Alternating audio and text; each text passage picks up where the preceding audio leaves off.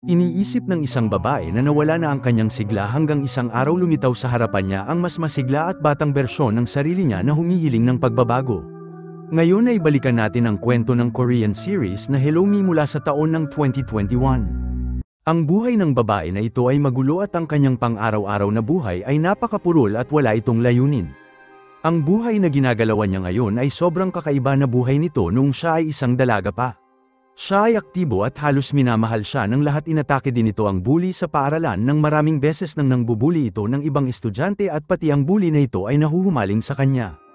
Isang flashback ang pinakita na ang babae na si Honey ay naglalakad ng walang pakialam sa kalsada at tinamaan siya ng truck, gayunpaman siya ay nakaligtas at nagising ito. Ngunit nang binigay nito sa doktor ang kanyang personal na impormasyon, narinig nito ang boses ng isang babae na nagmumula sa katabing kama niya. Hindi lamang pamilyar ang boses nito, ngunit binigay din nito ang kaparehong impormasyon sa doktor katulad ng sa kanya. Kinuha ni Honey ang kurtina sa pagitan nila at nakita ang dalagang babae, at ang babae na nakita niya ay ang kanyang sarili at ito ay si Honey noong siya ay dalaga pa. At sa pagkakataon na ito, hindi ito isang projection ng kanyang pag-iisip. Ang matandang Honey ay nagtratrabaho sa isang supermarket at nagtratrabaho ito araw-araw na nakasuot ng isang higanting pusit at nagpro-promote ito ng ilang pagkain.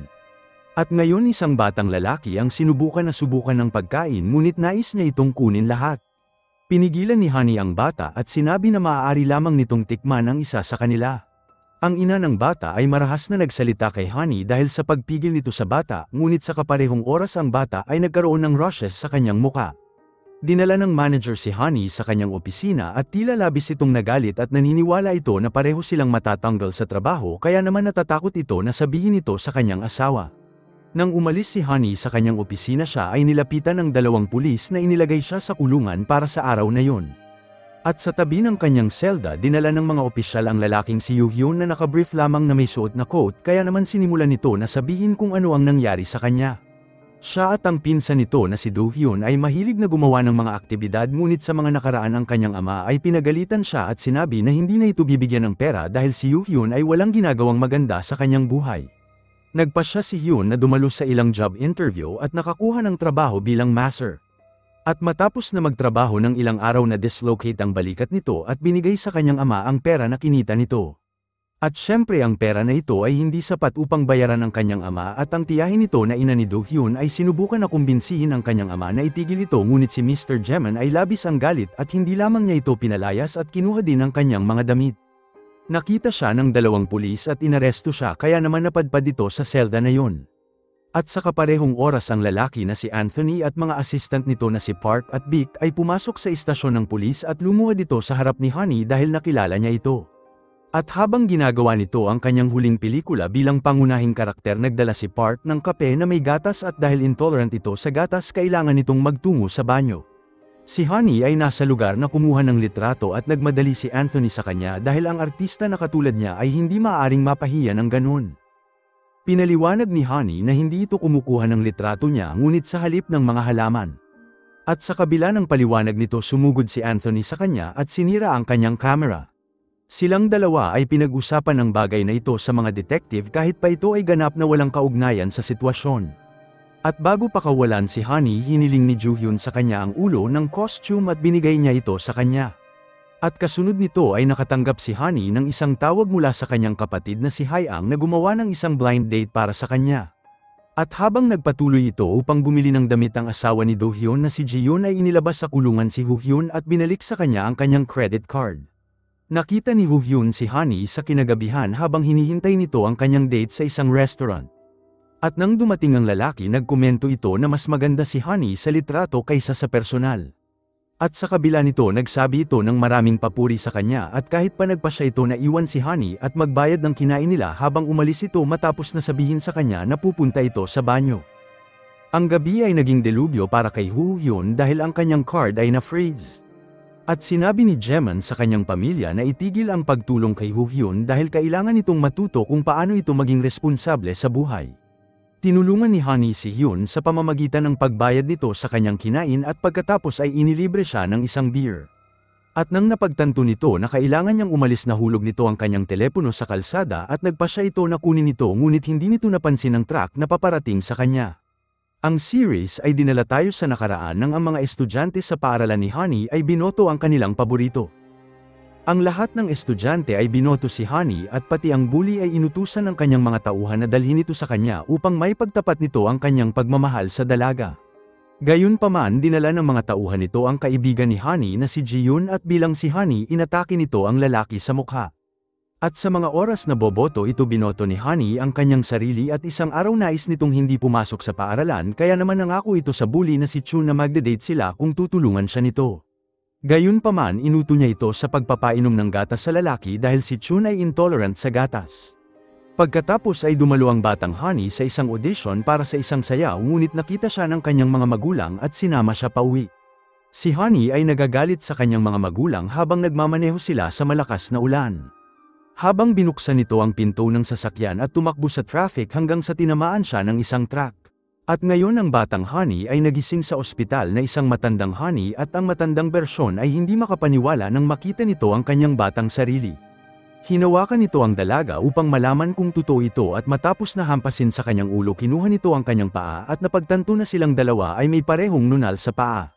Hindi mapakalma ng matandang Honey ang kanyang sarili kaya naman nakialam ang mga gwardya at dinala siya papalayo habang tila nabaliw ito at nagpa siya ang doktor na pakalmayan siya.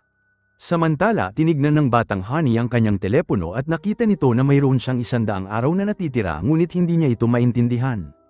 Pagkatapos ay nakasalubong nito si Woo-hyun at sinubukan na hanapin ang daan patungo sa istasyon ng bus at nakita rin ng dalaga na ang taon ay 2020 na walang saysay sa kanya dahil siya ay napunta sa hinaharap.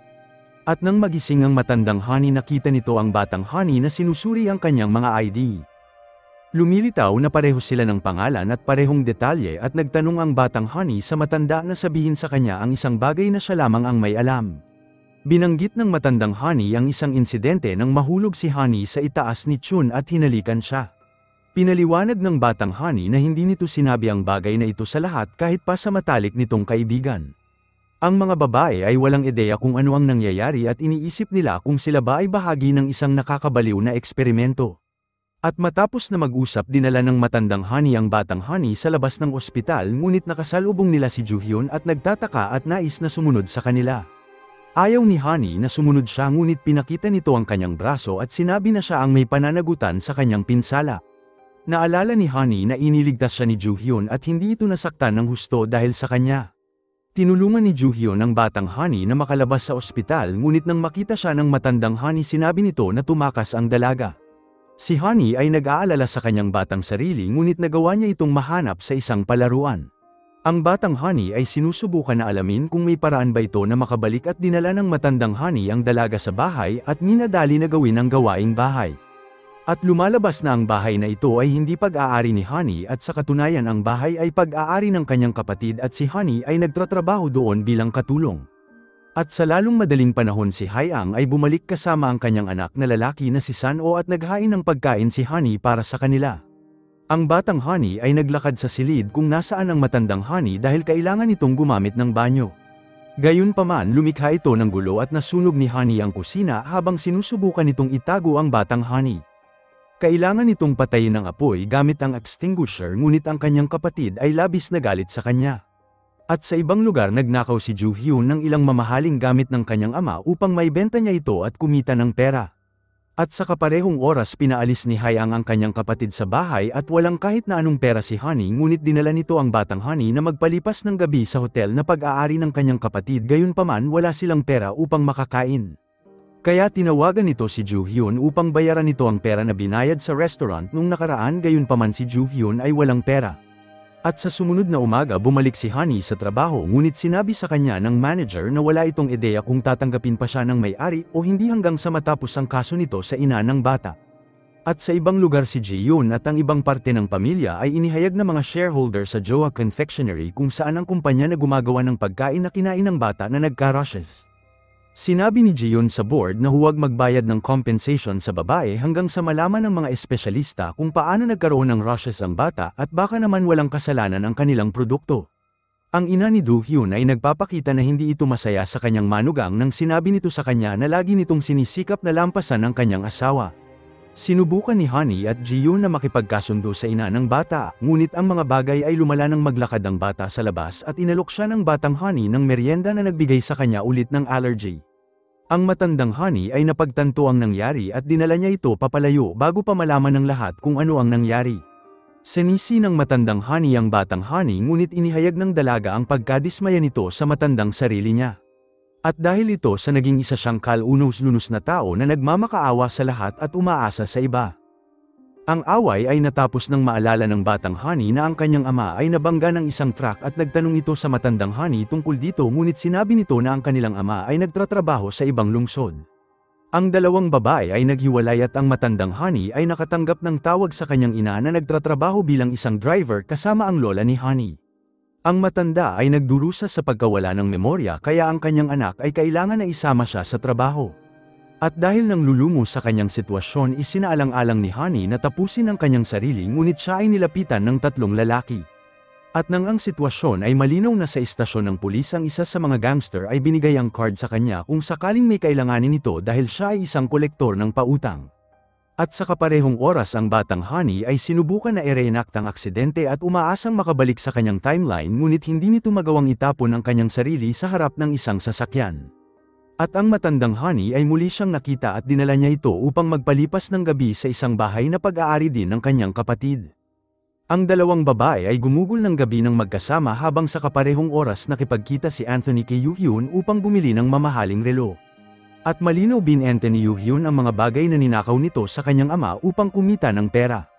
At nang maglaon binisita ni Do-hyun ang kanyang pinsan upang dalhan ito ng pagkain at pinaalam sa kanya na sinabi ni Jiman na huwag siya tulungan sa anumang paraan. Ang matandang Honey ay nakipagkita sa kanyang pamangkin na si San-o at nagtanong sa kanya tungkol sa mga time-space at ang binata ay napakatalino at tila alam nito ang mga sagot. Ang batang Honey ay muntik nang makita ni Hae-ang ngunit nagawa nitong tumakbo sa labas kasama ang matandang Honey. At doon nakilala nila ang isang lalaki na si Jobs at tila alam ng lalaki na pareho silang tao na nanggaling sa magkaibang timeline. Kaya kumbinsado ang mga babae na sumama sa kanyang opisina at doon sinabi ni Jobs sa kanila na mauubos na ang oras para sa batang Honey sa lalong madaling panahon kaya kailangan nila itong tulungan makabalik sa kanyang timeline. At upang gawin ito kailangan nilang bumuo ng isang ritual sa tag-ulan at kasunod nito si Honey at Yoo-hyun ay nag-usap sa labas at hindi sinasadyang mahulog ni Yoo-hyun ang kanyang gamit. Nakita ni Honey na kinuha nito ang isang keychain at sinabi niya na ang bagay na ito ay sa kanya. Isang flashback ang pinakita kung saan ang batang Yoo-hyun ay binubuli ni Chun na siyang si Anthony at nais na nakawin ang kanyang kwintas. Gayunpaman nasangkot si Honey at iniligtas ang batang Yoo-hyun at binugbog si Chun. At matapos na tulungan nito umalis si Honey ngunit nahulog nito ang kanyang keychain at balik sa kasalukuyan sumang-ayon si Yoo-hyun na pag-aari niya ito at binalik ito sa kanya. At sa lalong madaling panahon si Honey ay bumalik sa bahay at ang batang sarili niya ay gumawa ng isang party para sa kanila dahil ang bangungot na ito ay matatapos na kapag umulan. At sa sumunod na umaga pinaalam ng board ng kumpanya ang kanilang merienda ay napatunayang hindi nagkasala sa rushes ng bata kahit pa ito ang sinisisi kaya hindi sila obligadong bayaran ang babae. At sa kaparehong oras si Honey ay nakipag-usap sa kanyang manager upang hilingin na makabalik sa trabaho ngunit ang kanilang pag-uusap ay humantong sa pagtatalo. Si Honey ay kumilos ng agresibo at nagpasya ito na huwag na tumuloy sa trabaho kahit pa gusto siya na ibalik ng mga ito. At nang lumabas ito sinabi nito sa kanyang batang sarili na magbabago na ito mula sa araw na yon at tila binigyan siya ng leksyon ng batang Honey at muling magtiwala sa sarili. Pagkatapos ay nakita ng dalawa ang isang lalaki na hawak ang karatula at humihiling ng hustisya na dapat ibigay ng kumpanya. At sa loob ng gusali nakita ni Jiman ang kanyang anak na naghahain ng pagkain at kinausap siya. Pinaliwanag ni Yoo-hyun na siya ay magtatrabahong cook sa kumpanya at titira ito sa isang apartment ngunit naniniwala si Jiman na hindi ito tatagal ng 2 araw kaya nakipagpostahan si Hyun na tatagal ito ng 100 araw at kung magtatagumpay ito ang kanyang utang ay bayad na. Samantala ang dalawang Honey ay gumawa ng pagsayaw na protesta at humihiling ng hustisya habang si Jiman ay nakipag-usap sa kanila ngunit hindi sinabi sa kanila na siya ang chairman ng kumpanya. At nang maglaon bumalik ang dalawa sa bahay ng kanilang kapatid ngunit si Hae-ang ay naghihintay sa kanila at hindi sila binigyan ng pahintulot na manirahan sa lugar. Nagsimula silang magtalo at natuklasan ng batang Honey na ang kanyang kapatid ay nagsusuot ng piluka. At syempre nagresulta ito sa pagpapalaya sa kanila at sa ibang lugar balak ni Yoo-hyun na bumili ng mamahaling damit ngunit si Anthony ay nasa kaparehong tindahan at sinubukan nito ang kaparehong damit. Ang dalawang lalaki ay nagsimulang magtalo dahil pareho silang naniniwala na pareho silang gwapo. Samantala ang batang Honey ay naliligo sa isang hotel habang nag-iisip ng isang plano. At sa sumunod na umaga ang dalawang babae ay nakipagkita kay Hae-ang na binigyan sila ng pera at isang flashback ang pinakita na ang batang Honey ay nagkunwari na anak ng matandang Honey na dating nakatira sa Amerika ngunit siya at ang kanyang ina ay kailangan ng kaunting suporta ngayong bumalik na siya. At balik sa kasalukuyan ng matandang Honey ay pinagalitan siya dahil sa ginawa nito ngunit binati din siya nang makita nito ang halaga ng pera na binigay sa kanila ng kanilang kapatid. At para kay Yoon-hyun nagsimula itong magtrabaho ng mage at inalagaan din nito ang mga tao na nagtatrabaho kasama niya. At habang dalawa sa kasama nito ay nagpahinga bumalik ito sa kusina at naghanda sa lahat ng kanilang gagamitin. At sa ibang lugar si Anthony ay naglalakbay patungo sa isang isla upang makipagkita sa isang babae na screenwriter na naghahanda ng isang drama series. Dinalhan siya ni Anthony ng ilang regalo at direktang nagtanong sa kanya na magsabi ng magandang salita sa kanya kapag binigay nito ang script sa kanilang producer. At sa araw na yon nagpa siya si Honey na umupa ng apartment at ginawa ni Yoo-hyun ang kaparehong bagay na kumuha ng apartment sa kaparehong gusali. At nang bumalik sila mula sa kanilang pamimili nakita ni Honey si Yoo-hyun na niyakap ang tiyahin nito at pinagkamalan nila ito na isang lalaking escort na nagde-date sa mga matatandang babae. Samantala si Anthony at ang kanyang katulong ay bumalik sa kanilang gusali at nagbigay si Vic sa kanila ng isang presentasyon gamit ang lahat ng data na nakuha nito tungkol kay Anthony. Ang artista ay minamahal ng mga manunood nang nagsimula ito ngunit ngayon ay tila bumagsak ang kanyang karera. At sa gabing yun hindi sinasadyang makita ni Yoo-hyun ang dalawang Honey at tumabi ito sa kanila at nag-alok ng maiinom sa matandang Honey. At nang umalis ang matandang Honey sa lamesa ang batang Honey ay sinabi na nakikitang gusto nito ang kanyang ina. At sa sumunod na umaga pinagpatuloy ng dalawang Honey ang kanilang pagsasayaw at muli silang nakita ng chairman at inalala nito ang kanilang pag-uusap na umikot sa emosyonal na koneksyon at nagpasya ito na alukin si Honey ng trabaho sa kumpanya ngunit hindi pa rin ito sinabi na siya ang chairman ng kumpanya. Samantala hinarang ni Yoo-hyun ng isang lalaki na sumusunod sa kanya at ang lalaki na si Song ay inihayag na inupahan siya ng tiyahin nito para sundan siya. Sinabi ni Yoo-hyun sa kanya na dapat ipagpatuloy niya ito at patuloy na mag-report sa kanyang tiyahin ngunit sasabihin lamang nito ang gusto ni Yoo-hyun na sabihin niya. Ang matandang Honey ay pinagdiwang ang kanyang bagong trabaho kasama ang batang Honey at pagkatapos nilang kumain binisita nila ang isang tindahan upang bumili ng bagong damit para sa trabaho. At nang sinubukan nito ang bagong damit na alala nito ang araw ng aksidente at kung paano nasaktan ang kanyang ama. Pumasok ang batang Honey sa dressing room at nakita nito ang marka sa kanyang binti at inamin ni Honey na nakuha niya ito sa araw na mangyari ang aksidente. At nang maglaon nakatanggap si Honey ng isang tawag mula sa kanyang ina na sinabi sa kanya na malubha ang kondisyon ng kanyang lola. Ang kanyang ina ay binisita ito at inatake si Honey ng kanyang lola sa oras na makita niya ito at ang dahilan ay sinisisi niya ito dahil sa pagkamatay ng kanyang anak sa aksidente. At habang naganap ito nakita sila ng batang Honey at nakita siya ng matandang Honey na umiiyak sa bahay at sinabi nito na malungkot siya dahil ang kanyang ina at lola ay matanda na. At sa kasamaang palad ito ang realidad ng buhay at sa sumunod na umaga si Jaeman ay nakipag-usap kay Do-hyun upang sabihin sa kanya na dapat lagi itong handa na gampanan ang mas maraming responsibilidad sa loob ng kumpanya. Hindi maintindihan ni Do-hyun kung bakit sinasabi ito ng kanyang tiyuhin ngunit hindi rin nagpaliwanag si Jaeman. At sa kaparehong oras pumasok si Honey sa departamento ng produkto kung saan siya magtratrabaho at humiling ng tawad sa kanyang mga katrabaho dahil sa pagiging late nito. Isang flashback ang pinakita kung bakit ito na-late at matapos na ipadala ni Song ang mensahe sa tiyahin ni Yoo-hyun ang kanyang bagong boss ay niyaya sila na magkape at habang pabalik nakabangga nito si Honey at natapunan ng kape sa kanyang jacket. Kailangan hugasan ni Honey ang kanyang damit sa banyo at pagkatapos ay magtungo sa trabaho. At nang makita siya ni Ji-yoon naghinala ito na ang babaeng ito ay ang kanyang matalik na kaibigan mula sa kanyang pagkabata at si Honey ay isang sikat na dalaga noon at si Ji-yoon ay ang kanyang sidekick. Sinuri nito ang CV ni Honey at nakumpirma nito na siya nga ang kanyang matalik na kaibigan noon. At para sa batang Honey binisita nito ang isang tindahan upang kumuha ng pagkain at nakipagkaibigan sa isang tahimik na babae at hiniling na siya ang magbayad sa kanyang pagkain at nangako na magbabayad ito sa hinaharap.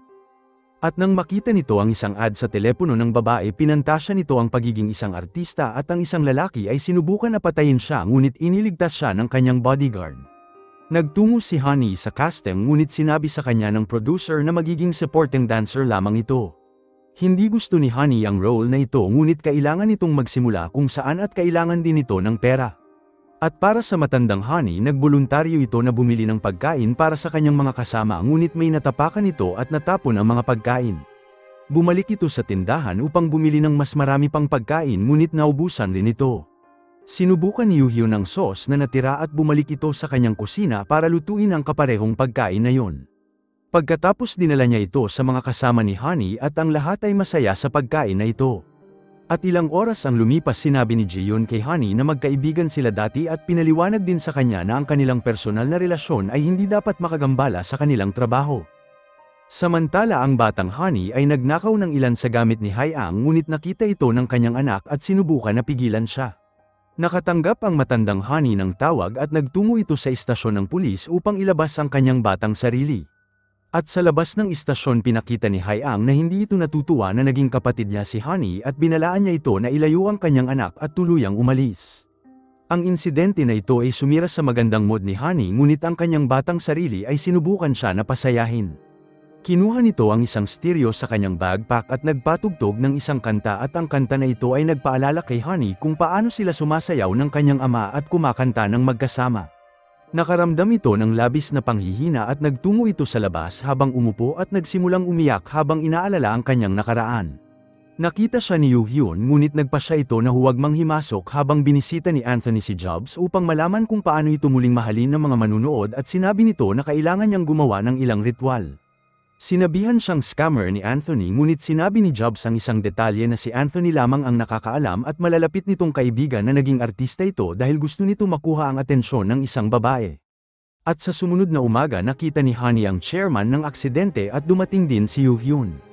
Sumenyas sa kanya ang chairman na huwag ibunyag ang kanyang tunay na pagkakakilanlan, kaya sinabi ng binata kay Honey na ang lalaking yun ay magnanakaw. Nagpasya si Honey na gumawa ng isang bagay at nilinis nito ang opisina sa oras na dumating ito. At pagkatapos nagsimula itong sumayaw kasama ang iba pa sa team para sa araw-araw na ehersisyo sa kumpanya. At sa kaparehong oras dumalo si Anthony sa isang commercial kung saan siya ay magbibihis bilang isang pusit upang ma-advertise ang produkto na siyang nais ng kumpanya. Hindi nito gusto ang ideya, ngunit nagmakaawa ang kanyang assistant na gawin ito dahil kailangan ulit nila magsimula. Ang grupo ni Jihyun ay nakatanggap ng tawag na ang isa sa kanilang factory ay hindi makakapaghatid ng mga produkto sa tamang oras, kaya naman si Honey ay nag-alok na pumunta doon upang dalhin ang mga produkto sa kanila. At habang umalis ito ng opisina, nakita nito ang batang Honey na bahagi din ng commercial at mabilis niya itong sinundan. Gayunpaman nakita nito si Anthony at matapos ng ilang pag-uusap kinuha nito ang kahon na dapat nitong dalhin sa factory at naghintay sa isang taxi. Nakita siya ni Yuhyun at nagpasya na tulungan siya kay inutusan nito si Song na magdala ng sasakyan.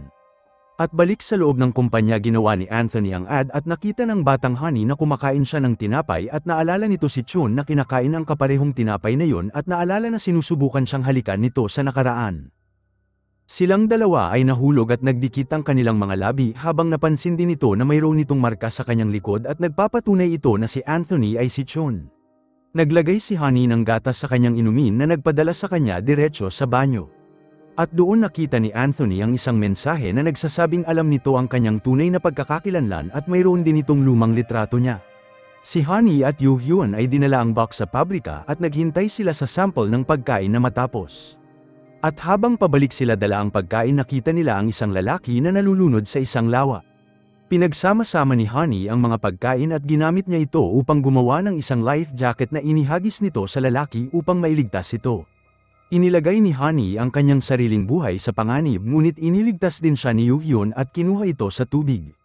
At nang bumalik ito sa opisina, ang pagkain ay nasira at si Jihyun ay nagsimulang sumigaw sa kanya at hindi ito naniniwala sa kwento ni Honey sa kanya. At nang nagkaroon sila ng pag-uusap, nagmakaawa si Honey sa kanya na bigyan siya ng isa pang pagkakataon, at halos muntik nang mahulog si Honey sa hagdan, ngunit siya ay iniligtas ng kanyang batang sarili. Silang dalawa ay nagtungo sa banyo para mag-usap at nakita sila ni Jihyun ng magkasama. At dahil napagtanto na ang batang babae ay kamukha ng kanyang dating kaibigan, isang flashback ang pinakita na ang dalawang magkaibigan ay nagkaroon ng hindi pagkakaunawaan. Sinubukan siyang pasayahin ni Jihyun nang nawala ni Honey ang kanyang ama, ngunit sinigawan siya nito at hiniling sa kanya na umalis. At sa gabing yun, ang Power ay namatay sa apartment ng building at ang dalaga ay may narinig na tila isang multo. Nakita rin nila ang anino na naglalakad sa labas, kaya nagpasya sila na tignan ito, at sa kabutihang palad ito ay si Yuhyun na naglalakad sa lugar. Gayunpaman isang babae ang nakita na inalis ang kanyang wig habang naglalakad papalayo. At sa sumunod na umaga ang chairman at ang kanyang pamilya ay pinanood ang balita at napagtanto nila si Honey ay nagsasabi ng totoo. Nagustuhan ng chairman ang balita na ito at sinabi sa marketing department na gamitin ito dahil ang pagligtas ni Honey gamit ang produkto ng kumpanya ay talagang napakahusay. Humiling ng tawad si Jiyeon kay Honey at pinagpatuloy nila ang kanilang trabaho at samantala si Anthony at ang kanyang assistant ay sinuri ang video footage at nakita nila ang salarin. Ang assistant ay nakipag-usap sa batang Honey ngunit hindi ito umatras at sa halip pinakita pa nito ang isang litrato na kasama nito si Chun at sinabi na ihahayag nito ang kanyang tunay na pagkakakilanlan. At balik sa kumpanya kinuha ni Do-hyun ng team sa isang pagsasalo at ang event ay napunta sa isang impormal na hamon sa pagitan ni Honey at Jiyeon na sabik patunayan na siya ang mas magaling.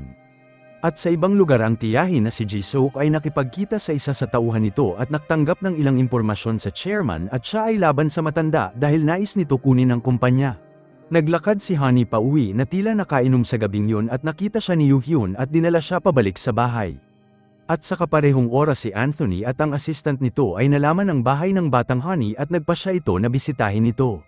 Ngunit nang pumasok ito sa bahay nakita nito si Yoo-hyun sa loob at isang kompetisyon ang nabuo sa pagitan nila. Naglakad si Anthony nang may labis na gulat dahil nakita nito ang dalawang Honey at nang maglaon nakipag-usap ang batang Honey kay Yoo-hyun at napagtanto na ito ang batang tinulungan niya sa nakaraan at pinaliwanag ni Honey na nangyari ang insidente ilang araw lamang ang nakaraan. At sa sumunod na araw muling binisita ni Anthony ang mga babae na dinalhan sila ng pera at nalaman ng matandang Honey na ang kanyang batang sarili ay binlockmail si Anthony. Kaya naman kinuha nito ang pera at ibinalik ito sa kanya binigay din ito ang litrato na mayroon ng batang Honey.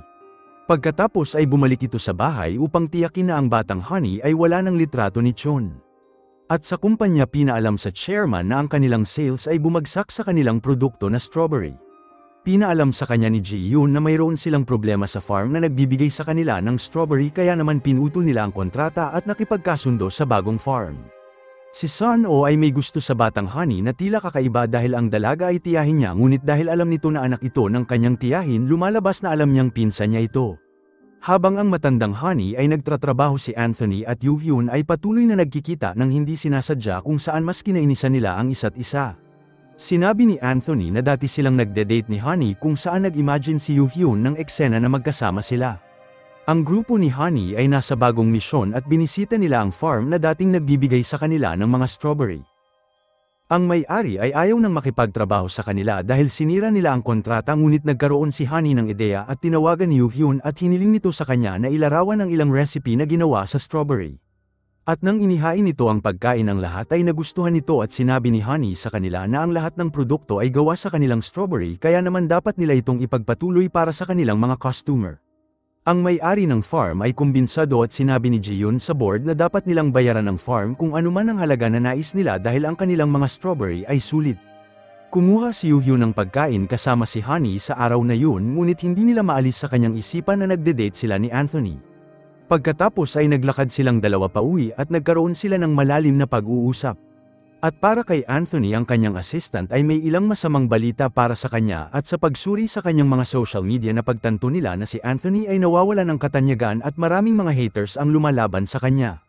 At sa sumunod na araw ang matandang Honey ay bumili ng smartphone para sa batang Honey at isang katotohanan na labis ikinatuwa ng dalaga. At habang naglalakad sa labas ng tindahan nakita nila ang dalaga na nakilala ng batang Honey na binubuli ng isang grupo.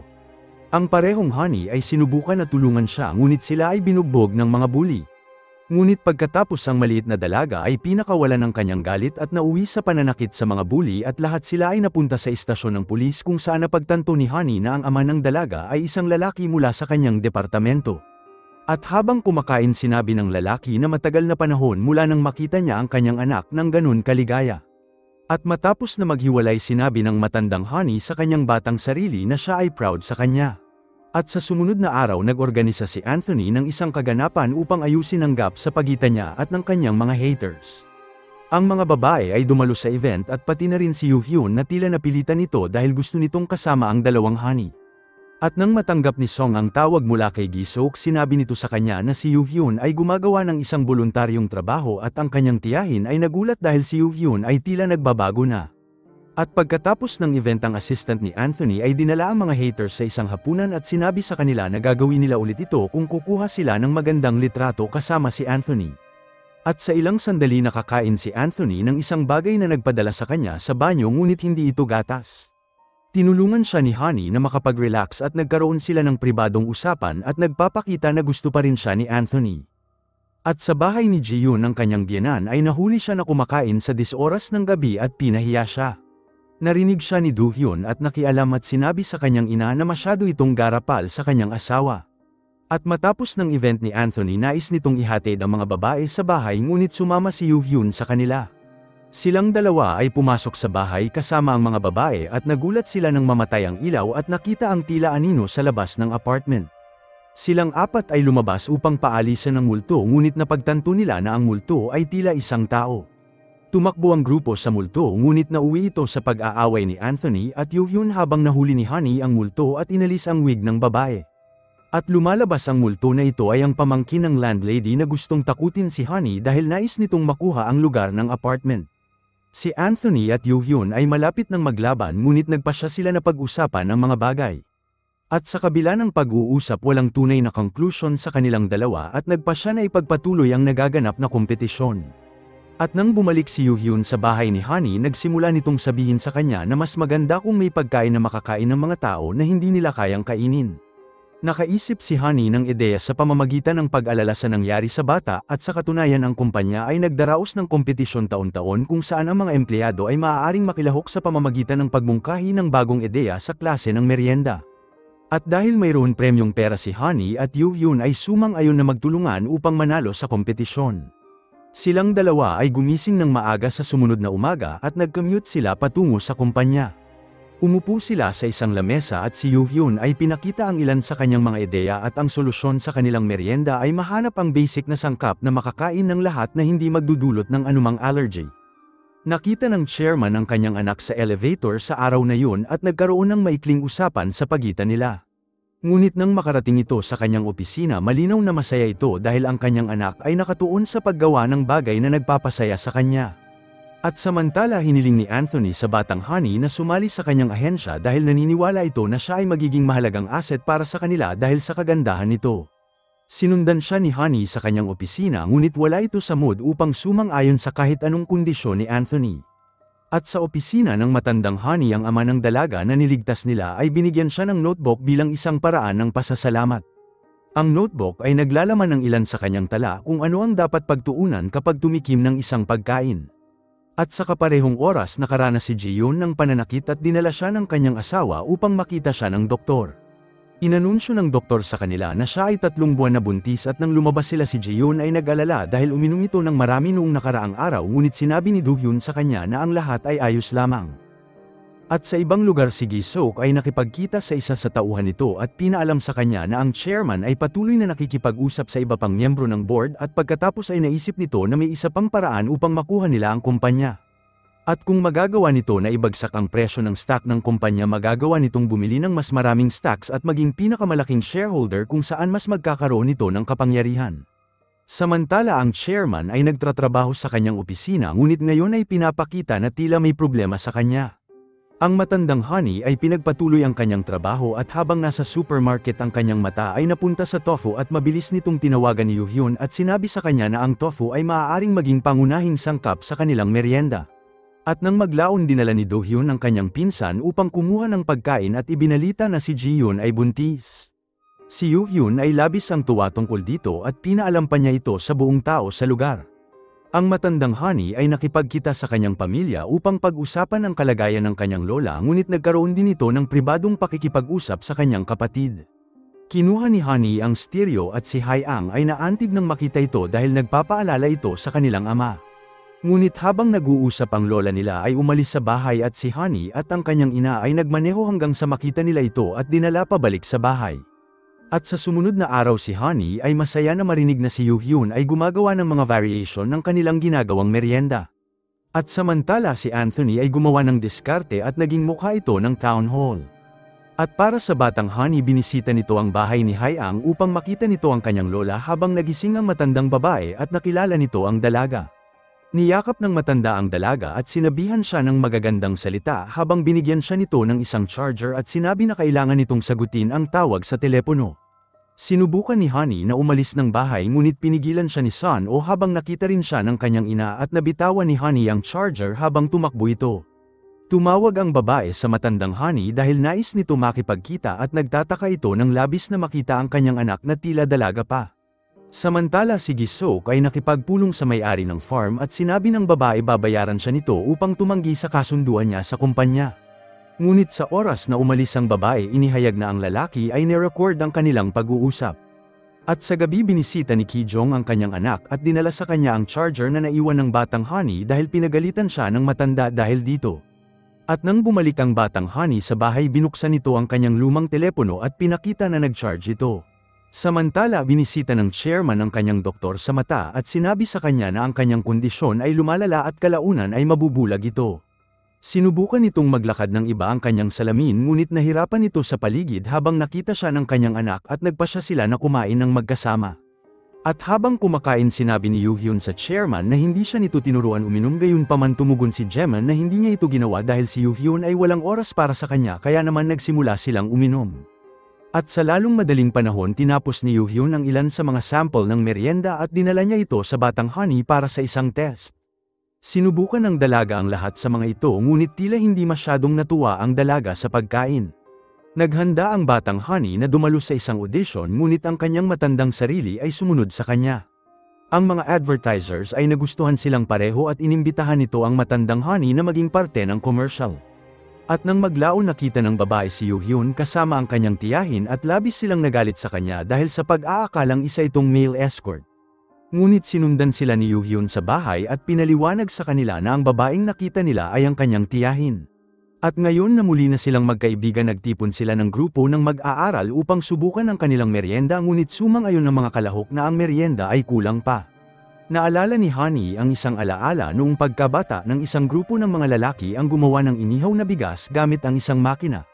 Sinabi nito kay Yoo-hyun ang tungkol dito at nag-ihaw sila ng bigas sa itaas ng kanilang merienda. At sa panahon ng kompetisyon binago ni Honey ang kanyang itsura at tila handa na siya magbigay ng magandang presentasyon. At habang nagbibigay ng presentasyon ang matandang Honey ang batang sarili nito ay nakatanggap ng tawag sa kanyang telepono habang dumating ang kapatid nila sa apartment at hindi nito nasagot ang tawag. At nang maiwan ito nang mag-isa tinignan ni Hae-ang ang telepono at nakita na ang batang Honey ay may 34 na araw na lang na natitira. Samantala nagdala si Park ng magandang balita para kay Anthony na napunta sa isang drama na gusto nitong makasali. At sa gabing yun dinala ni Yoo-hyun ang dalawa sa isang hapunan at habang pinagmamasdan niya ang mga ito napagtanto nito na madalas silang gumalaw sa parehong paraan at hindi lamang siya ang nagtataka sa pinagmulan ng batang Honey. Si Jobs ay nakatanggap ng nakakabahalang mensahe mula sa Divine habang si Hae-ang at Ki-jong ay pinag-uusapan ng dalaga dahil sa pagkakapareho ng dalawang Honey. At habang kumakain ng dalawang Honey ay pinapanood ang balita sa TV at narinig na uulan ngayong gabi. Nagmadali sila na sumakay sa taxi at nagpunta sa partikular na lokasyon upang may sagawa ang ritual na magpapadala sa batang Honey sa kanyang timeline. Gayunpaman nakalimutan nila ang kanilang telepono at sinagot ito ni Yoo-hyun nang tumawag si Jobs upang sabihin kay Honey na huwag nito gawin ang ritual.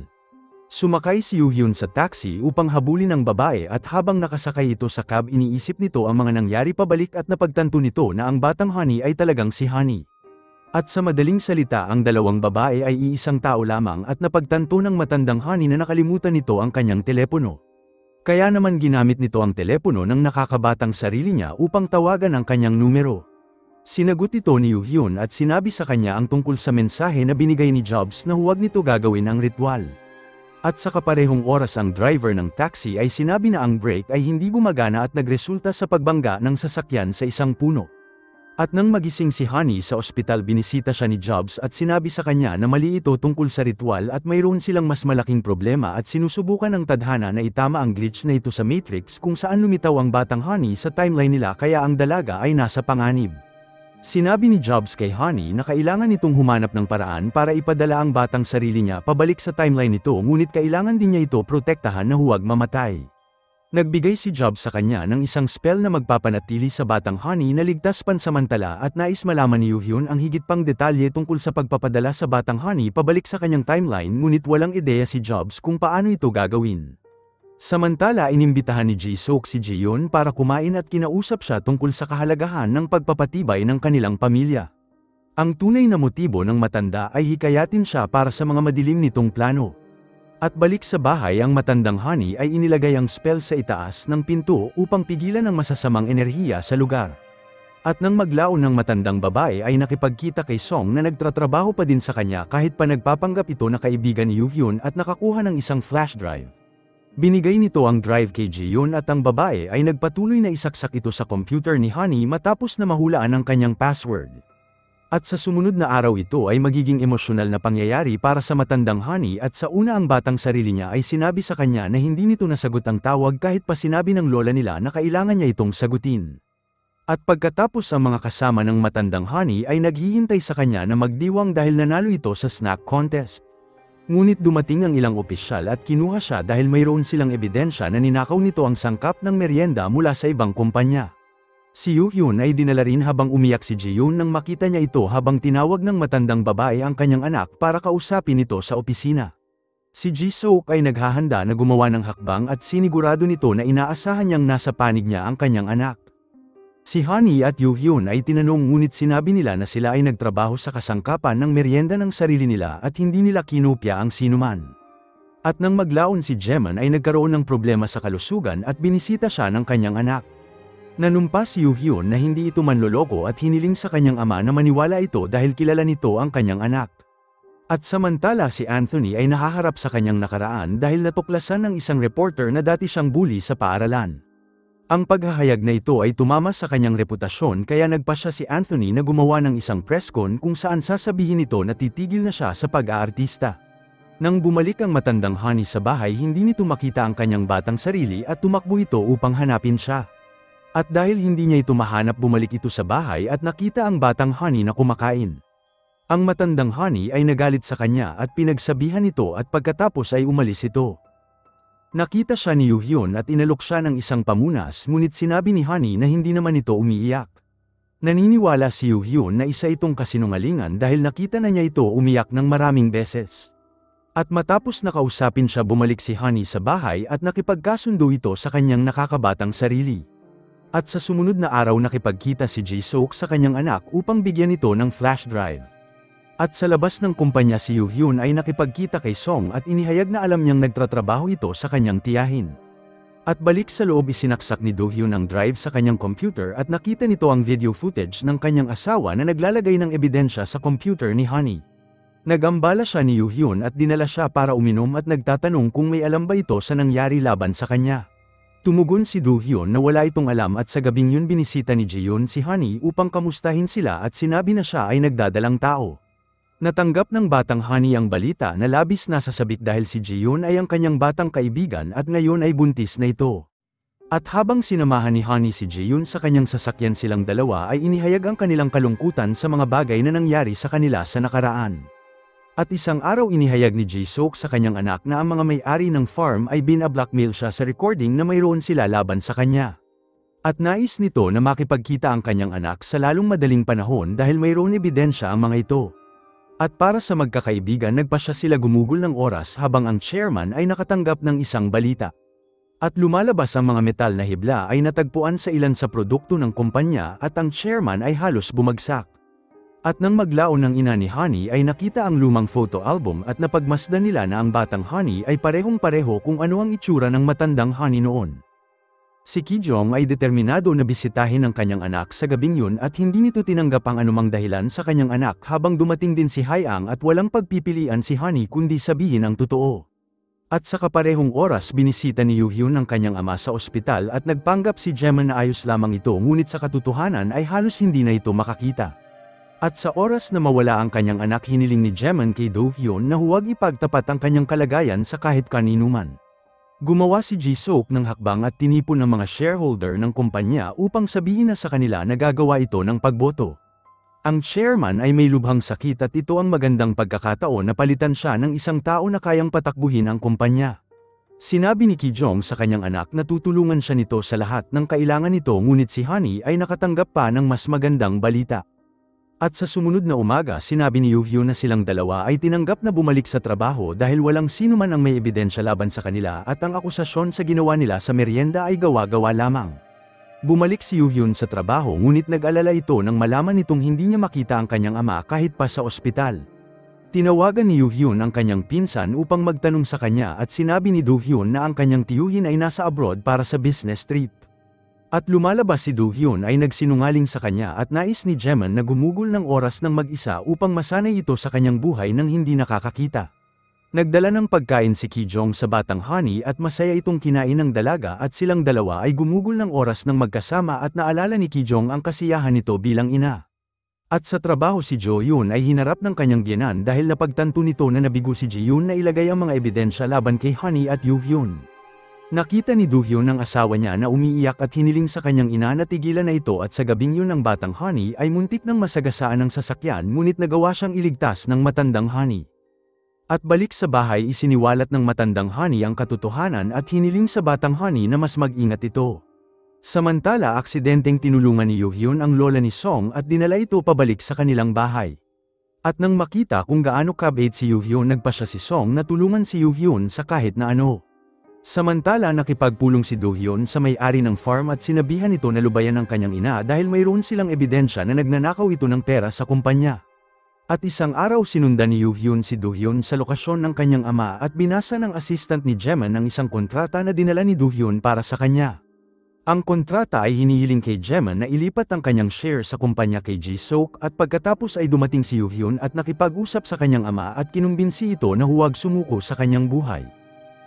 At habang gumawa si Ji-seok ng pulong kasama ang board si Yoo-hyun ay dumating kasama ang kanyang ama na sinabi na ang pagpupulong ay tapos na. At samantala binisita ni Ji-hyun ang kanyang doktor at sinabi nito sa kanya na ang kanyang fetus ay mas maliit kaysa sa normal at pinayuhan siya ng doktor na huwag itong magpa-stress. Kaya naman sinabi nito ang lahat ng inuutos sa kanya ni Ji-seok sa kanyang asawa ngunit hindi niya ito ginawa dahil ayaw nitong saktan si Yoo-hyun at Honey. At sa lalong madaling panahon pinaalam kay Jaemin na plano ni Ji-seok ng isang pagboto at hindi na nila ito mapipigilan sa mga oras na ito. Ang mga empleyado sa kumpanya ay narinig na marami sa kanila ay matatanggal sa trabaho kung si Ji-seok ang magiging presidente ngunit nakaisip si Yoo-hyun ng ideya at hiniling nito sa lahat na tulungan siyang mahanap ang mga minor shareholder at kumbinsihin sila na makilahok sa pagboto. At kung boboto sila para kay Jaemin maaari silang manalo sa laban na ito at walang matatanggal sa trabaho. At sa ibang lugar palihim na sinundan ng batang Honey ang kanyang ina at nakita nito na ang kanyang ama ay patay na. At pagkatapos ng boto inanunsyo ni Yoo-hyun sa lahat na nanalo sila at hinarap ni Ji-seok si Jaemin at sinisisi ito sa lahat at ayon sa kanya siya dapat ang may hawak sa kumpanya habang si Do-hyun ay kumampi sa kanyang tiyuhin at ilang pulis ang dumating upang arestuhin si Ji-seok sa lahat ng iligal na ginawa nito. Si Ji-seok ay nagalit sa lahat ngunit sinabi ni Do-hyun na kailangan siya nitong pigilan sa ginagawa niya. Ang matandang Honey ay nakita ang kanyang batang sarili at ang kanyang ina at sinubukan na paginhawain ang sitwasyon. Ang batang Honey ay nakramdam ng labis na lungkot at sinisisi nito ang kanyang sarili sa pagkamatay ng kanyang ama. Sinabi ni Ki-jong sa kanyang mga anak na hindi dapat nito sisihin ang kanyang sarili at ang tatlong babae ay niyakap ang isa't isa. Bumalik si Do-hyun sa bahay sa kanyang asawa at niyakap niya ito at sinabing masaya ito sa piling niya. Pagkatapos ay nakipagkita ito kay Yoo-hyun at tiniyak sa kanya na magiging ayos lamang ang lahat at oras na para sa kanilang dalawa na muling magsaya. At nang muling makita si Yoo-hyun at Honey sinamahan niya ito pabalik sa kanyang bahay ngunit nakita nila si Anthony na naghihintay sa kanya. Binigyan sila ni Yoo-hyun ng sandali at sinabi ni Anthony kay Honey na aalis na ito ng lungsod. At nang pumasok si Honey at Yoo-hyun sa bahay ang telepono ng batang Honey ay tumunog at sinagot ito ni Honey.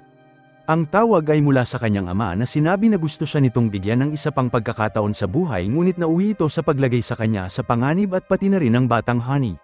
Sinabi ng ama nito na kailangan nitong humanap ng paraan upang ipadala ang batang Honey pabalik sa kanyang timeline ngunit ang problema ay walang ideya si Honey kung paano ito gagawin. Ang spell ay naging madilim nang makita ni Honey na ang batang siya ay may 7 araw na lamang na natitira. Nagdasal ang kanilang lola para sa batang Honey ngunit bumagsak ito dahil sa negatibong enerhiya. Ang matandang Honey ay nagtanong sa kanyang batang sarili kung may ideya ito ngunit ang dalaga ay hindi makapag-isip ng paraan. Dinala ni Yoo-hyun ang dalawa kay Jobs na hindi rin alam ang gagawin at sinabi lamang nito na alam ni Honey ang gagawin. Nagalit si Yoo-hyun sa kanya dahil ang kanyang payo ay hindi maganda, ngunit sinabi ni Jobs na minsan ang isang tao ay nabibigo na makita ang bagay na nasa harapan nila. At nang maglaon ng batang Honey ay tumingin sa larawan ng kanilang ama at nakakaramdam ng kalungkutan sa kanyang sarili. Sinubukan ng matandang Honey na pasayahin siya at kinausap siya tungkol sa magagandang bagay na ginawa nila habang magkasama sila, at hindi lamang sila masaya ngunit tinuruan din ng batang Honey ang matandang Honey na mahanap ang kanyang sarili at muling nag-enjoy sa kanyang buhay.